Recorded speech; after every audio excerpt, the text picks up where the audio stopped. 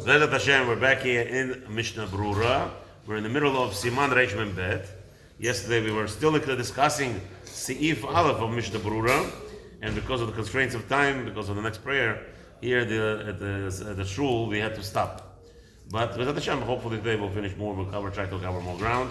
I promise you less stories. Unless I feel very compelled that the story is going to help.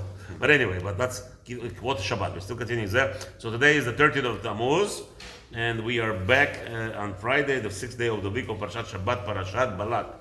So the Rabbi continues, says like this. Umisha, everybody's there? The little hay?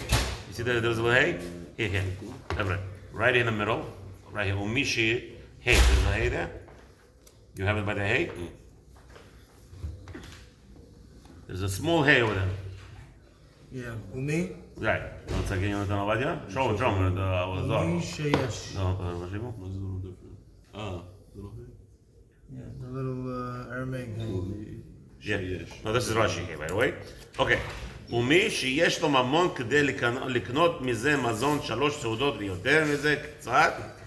Now, anyone who has plenty of money, or a little bit, at least more money than needed for Shabbat, and he could buy plenty of food, and a little bit even extra, מחויב להוציא אותן על שבת כדי שיקיים 3 סעודות וחסה דהרסנה. Again, person, we're talking about hasa deharsana, we're talking about, it means a small fish, a cheap fish. Here, the person has enough money, and he says, you know what? Why should I spend so much money? What do you want from me? You just, somebody said yesterday, right? Yonatan asked me yesterday, whoa, Rabbi, I could fulfill Shabbos Suda with a bulka and water, right? So the guy, Chas v'shalom, the Rabbi is telling you right away, interjecting you, and he's telling you, no way, Jose. Don't say, I'm going to become tzan, I have to buy a house. You know, my wife is pregnant. His wife was like, so he says, hi Yonatan, your wife is pregnant, hopefully soon. You say to yourself, Habib, I have to buy a house now. It's very expensive. Let's be Chosef. Let's save money on Shabbat meals. Yeah? Chas v'shalom.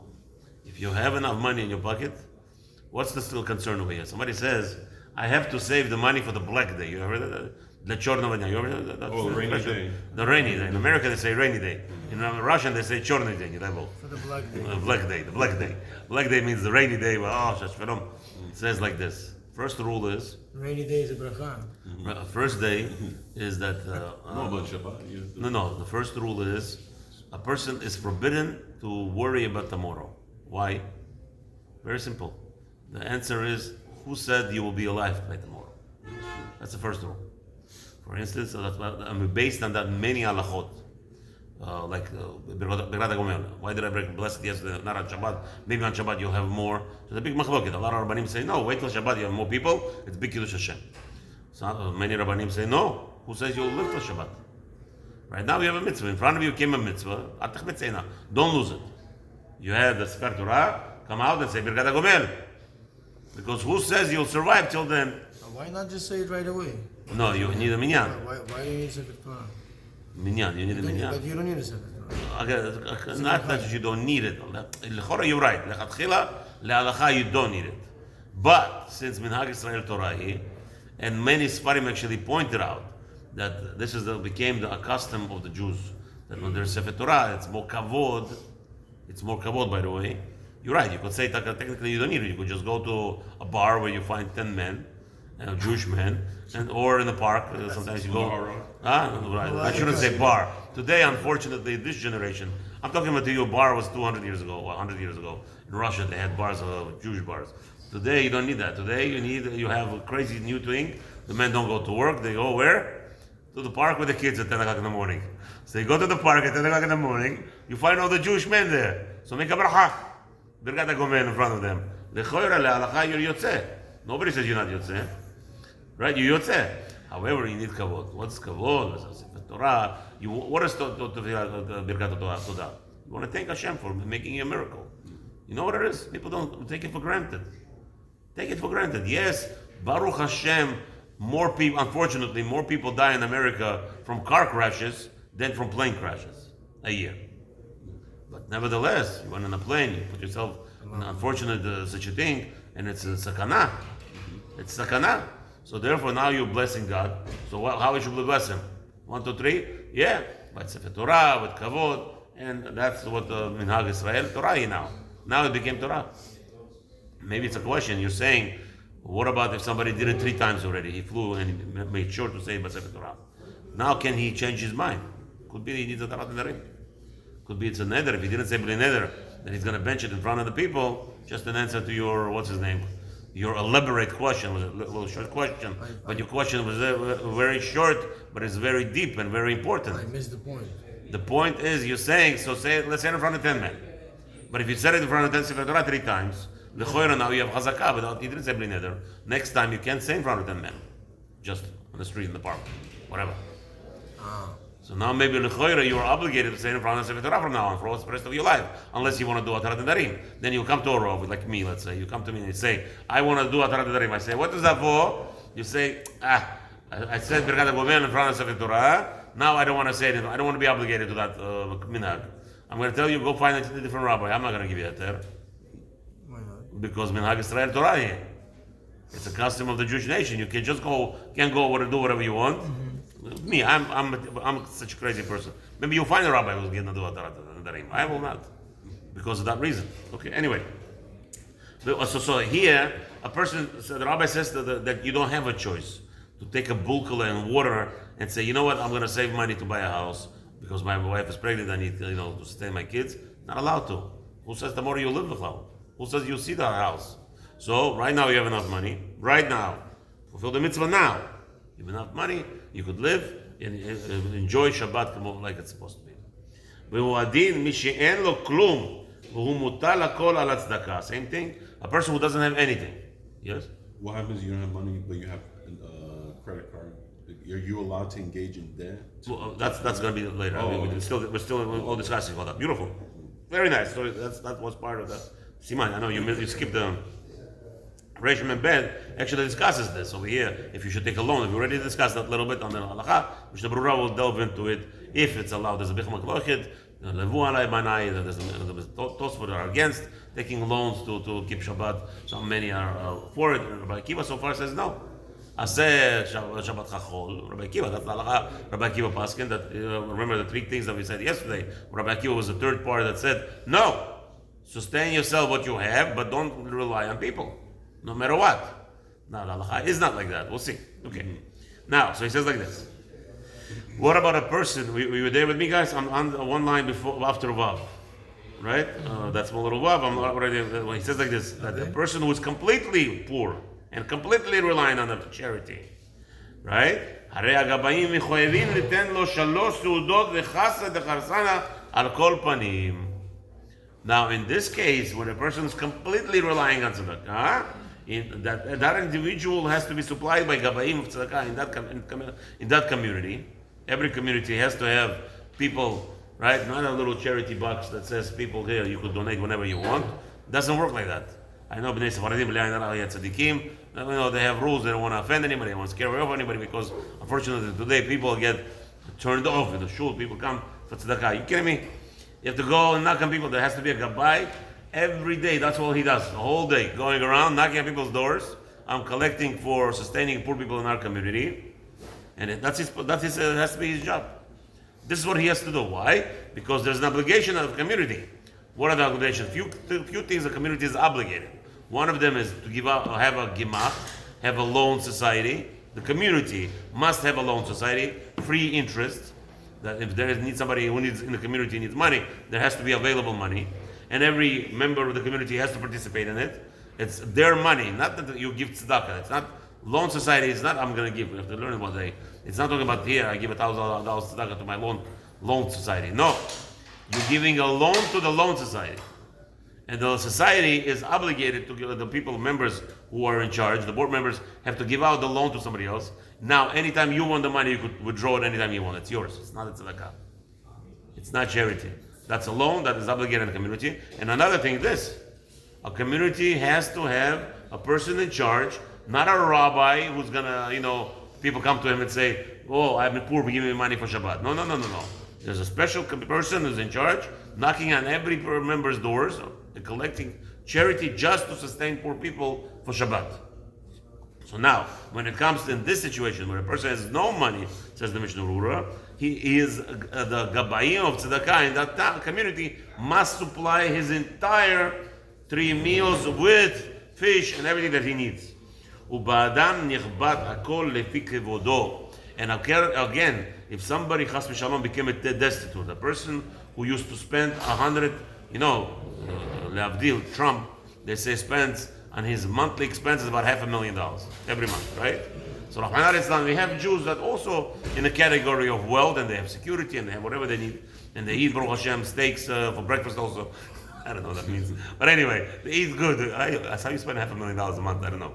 I really can't even fathom. Okay, maybe on a family you spend $500,000 a year. $500,000 a month on himself. His Okay. HOA is probably his HOA is probably like Right, yeah, everything. But again, so now, what happens if this person goes broke? what? What happens if he goes broke? And his Shabbat meal was $20,000 every week. What is Gavai Tzedakah supposed to do? He has to fine him 20 On meals, how do you spend $20,000? $20,000 on a meal. on the meals on every Shabbat. The Gavai Tzedakah has to give him $20,000. Has to go and find him to give him. That's halakha. Mishnah Berurah is telling you again.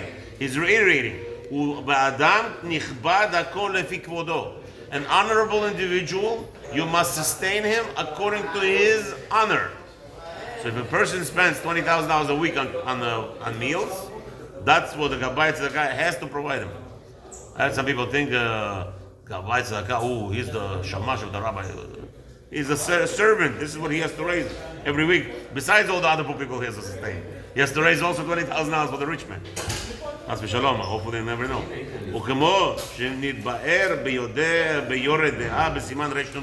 So how do we know that the rich man, if he goes broke, we're obligated to collect the entire amount that he needs every week to sustain himself? Here, Yoredea Reish Nun Gimel, 253. If you want to look it up, Rabbi Zohar, you go to Sefer Yoredea Shulchan Aruch, the Chelik Yoredea, 253 tells you that a rich man who became poor, you must supply him exactly as he used to. ולא אמרינן בזה עשה שבתך חול ואל תצטרך לבריות. And chas v'shalom, you cannot say the reliance of Rabbi Akiva here that says, listen, don't make it simple Shabbat and don't rely on people. No. דלא אמרינן אחי אלא במי שעדיין לא נצטרך ליטול. This is what we said, that a poor person who was never, a rich man who never collected tzedakah.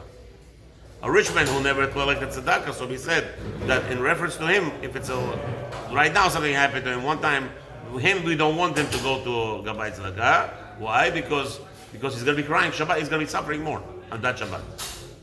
Why? Because, what is this? That's how low I got. I'm collecting our money for tzedakah. Rich people have a lot of pride. It's a very big, it's a big nisayon. And now all of a sudden he's poor, he has to go and beg people for tzedakah. So in that case, we tell him, no, make your Shabbat simple, that Shabbat, 1 or 2 Shabbatot till you reestablish yourself. But he's not reestablishing himself. He's going, he's going worse and worse. He's sold all the jewelry in the house already. That's the worst part.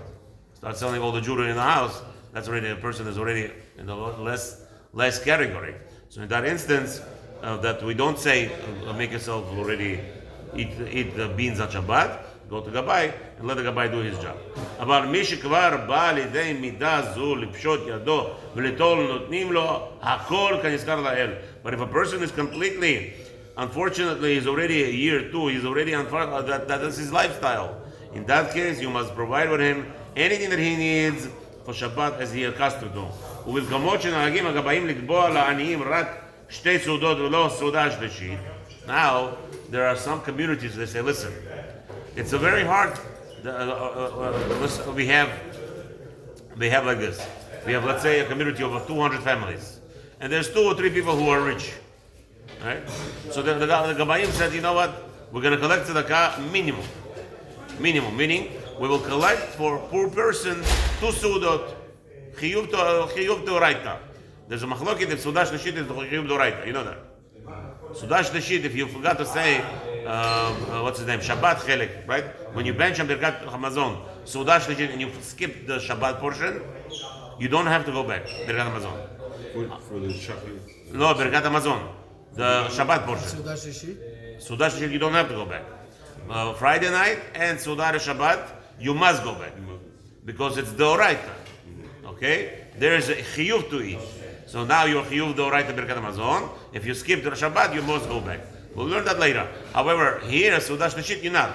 So the Gabayim collect only enough money to send poor people for 2 Sudot. Okay, so what should they do? Now this poor person, this rich man became broke. But they don't have enough money. That's not what their minimum is. Maybe that's why there's a minhag to get some shit in the Knesset. Maybe. That's a good idea. That's a good thing. Why most of? I thought it was always time constraining. Time constraining, but the minhag, I can't say that because in olden days actually every shul would have a Suda on Friday night also. Friday night and Shabbat morning. And that's why Ashkenazim they actually have Shabbat morning Kiddush. Not only Ashkenazim. Most Ashkenazim have Ashkenazim Kiddush. do Friday night also Kiddush. Oh, so no. Real Ashkenaz, the Yekis, the Italian Ashkenazim, they make a Kiddush in the shul on Friday night. Just Kiddush, which is a problem. Just Kiddush is a problem. And Kiddush Ela Bimkom Suda. But in the olden days, today most people don't eat in the shul. So that's why it's a problem to make this Kiddush. Because unless you're going to eat, you're not allowed to make this Kiddush. It could be a Geder or Bracha Levatala because it's not Kiddush. And Kiddush Ela Bimkom Suda, you must have a whole meal. So Friday night is a big questionable thing today. But prior to America, in Italy, all those Ashkenaz countries, they actually had the entire meal on Friday night for the poor people. But Shabbat morning, it was a normal thing, Kiddush for this, Kiddush for that, everybody made a whole different things, so there was always a meal. The only thing Rav Moshe Feinstein discusses, if you're not going to have mizonot or drink revit of wine on Kiddush Sudat Shabbat, and it's not called Suda, so he has a whole heter over there that why you don't even need it. Ashkenazim, so that's why you'll see many times if you see Ashkenazim making Sudat Shabbat Kiddush the shul, they will not eat or mezonot or drink enough wine, and they will not be in that trouble of en Kiddush Elam Gom Suda. Moshe Feinstein gives them the heter. I don't remember exactly the heter, but it's maybe we'll get there one day. Next, when we get to that sugya, Lav Shaper Abde, okay. Now, if there are communities that say, the Gabayim, we're going to collect only 2 meals for Shabbat Sudot. Right away, Mishnah Berurah, the Chafetz Chaim is allowed to talk. You know why he's allowed to talk? He has a beautiful sefer called Ahavat Chesed. Ahavat Chesed, till today, is re-rating, it's shaking the whole world. There's a whole sefer called Ahavat Chesed. What is Chesed? Remember, we've been learning with it when I came here. Hopefully we're going to reestablish it now in our yeshiva again. But it's a good thing, 10-15 minutes a day, maybe after Arvit. Read it and learn Ahavat Chesed to do kindness. And there's a lot of elaborations. So right away he tells you, Lav Shaper Dam Abdi. This Gabayim that collect only for the meal of Sudat Deoraita, Shabbat night and Shabbat morning, that's not good. And they have to be more careful in the days of summer. Because the Shabbat is longer. I understand maybe in the winter time when Shabbat ends 5:30, 6 o'clock. You know, you've had the Ani made 2 Sudot, Rabbi Chaim says. I understand that. But what do you want the guy to do in the summertime when the Shabbat is over 9:30, 9:45? Rabbi Natan. What do you want him to starve? You give him 2 meals, Friday night and Shabbos morning. And then what? No, in that case, so that's why even in the winter months it's wrong, Rabbi Chaim says. So you must provide. Again, it's all about what? What is this whole siman about? Kivod Shabbat. What Kivod Shabbat is this? You're home eating Sudash Nashit. And the poor person, just because there is a heter to say you're not obligated to eat Sudash Nashit, therefore you're not going to feed him. You're Gabai Tzedakah, go and break your head. ולזה בא השולחן ערוך לומר, ואם יש לו גם מעט משלו צריך לדחוק עצמו לכבד ולענג שבת כראוי. Therefore, it says, Mr. Berurah, Zohar, let's go inside. You had a coffee? You want me to give you double coffee? What? Double cappuccino? What? Let's go inside. A person, therefore, if a person has some money, he has to make sure to fulfill the enjoyment of Shabbat properly. Because he has enough money and he could allow himself to go and buy. And it's not enough just to buy a little fish. When he says little fish, that's what was the common thing in those days. But it's not enough just to buy a bulk, a roll, a holly roll and water and something, a little bit, herring. That's not enough. And therefore, that's why Shulchan Aruch says, if a person is struggling throughout the whole week, he should eat rice and beans the whole week. Make little bits, so, in order in his spendings, so that he has enough money to be sustaining, and he will raise enough money for Shabbat. בתוספת שבת ושערי האחרונים, that if you look at the Sefer Taz and the book called תוספת Shabbat and many other אחרונים, the late rabbis, שכתבו, דאף מי שהשעה דבוקה לו ביותר, even if an individual he has much suffering because of the פרנסה, והוא פטור מדין המסעודה שלישית וקסת החרסנה, so that he would be actually in this case, he would be exempt from סעודה שלישית. He doesn't have enough money. Right? מכל מקום, even though those rabbis wrote this, מכל מקום, says Mishnah Berurah, נכון מאוד שיראה להשתדל להיות על כל פנים מן הכת האמצעית. דהיינו, בקים 3 סעודות וקסת החרסנה. So he says like this, that you should be very meticulous, right? If a person is, unfortunately, not well parnasa, unfortunately. So now, what does he do? The whole week he sustained himself on rice and beans and water, okay? Now comes Shabbat. He has enough money, or he says he's going to make enough same meals, 3 meals, or should he make the first meal and the second meal a little bit more mishubach, and then the third meal like the regular weekday meal. So he says that would be prevalent. Instead of making all 3 meals even, he would make the Friday night a little bit more.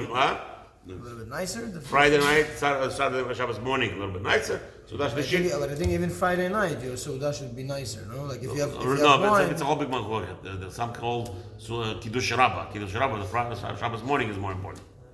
Even though Friday is also important, if you skip you have to do 2 meals. There's a whole discussion about it. We'll get all of that. We didn't get to them. I just wanted to point out that Mishnah Berurah just want to tell you about now what's considered to be Chavot Shabbat. What are you doing? If just a quick if you have 2 bottles of wine, one is better than the other, you should drink the better wine the Friday night, no? I remember learning it in Halachot. Good question, I don't remember. Okay, well, we'll learn it. Okay, Seif Katan Bet in Mishnah Berurah. Okay, should we start it? Because I see it's already 8 o'clock. Let's leave it for next week. With Hashem, Sunday? Sunday or Monday? What do you want to do? You hear Sunday? Yeah. Okay, we're not Christians, they call it Sunday. Shabbat Shalom. Whoever needs to make the Panasah, you go to work for a living. Hashem should give you Nachat, Shalva. Put a sign over here, Habibi. Put a sign by bet. Okay? Put a sign by bet. I'll give you a lot of Panasah, Nachat, Shalva, and a lot of Shalom Bayit and Briut, and a lot of joy with your children. Amen.